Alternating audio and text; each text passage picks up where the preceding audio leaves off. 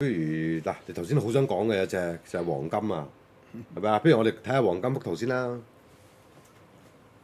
係啊，黃金咧，好似同上個禮拜差別不大，升咗少少，但係中間發生過啲咩事呢？啊，我哋不如睇下個黃金嘅一個走勢咯嚇，中間有冇發生過啲咩事啊？嗰一日嘅之後，咁黃金咧有幾個因素令佢超級大強勢嘅，係除咗美元啦，長期弱勢啦，嗯去美元化啦，咁喺呢一年咧，目前嚟計咧，應該同年初嚟計都有成倍嘅升咗。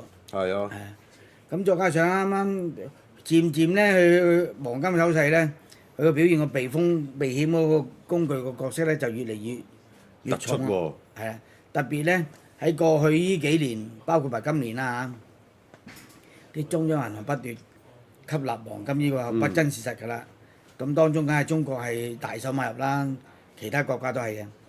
咁意味住咧，美元咧，我哋可能陣間有提及過美元嗰個危機咧。嗯個信心危機咧就慢慢越浮出水面嘅，係特別係當我哋嘅咁最聰明嘅特朗普真領導底下嘅美國，咁樣美元嘅走勢咧，與日即係與日繼續時日將來嚟講越跌越低㗎啦。即係而家好似避險咧，冇乜地方其實可以揀。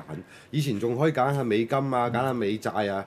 而家好似啲比特錢幣啊，係啦，比特幣啊，咁而家就好似都比較攞得多啲喺黃金度啊。以前肯定係美金啦，係啊，係咪？係啊而家唔同晒。而家唔同晒係咪啊？即係黃金個避險嗰個角色好似重咗好多啊。又或者咁講，嗯，如果有咩風險以前咧，佢永遠係拖住美元啊隻手，瑞士法郎瑞士應該係啊，仲有瑞士法郎啱。就係隻手啦，拖住美金嘅手啦。但係今年又特別強調咧，就而家隻手咧就緊握住黃金。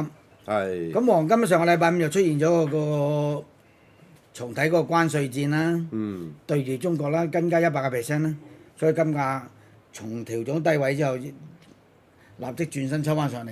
咁係。大筆資金湧入去，但係唔會改變咗佢個見頂嗰個中短期個走勢。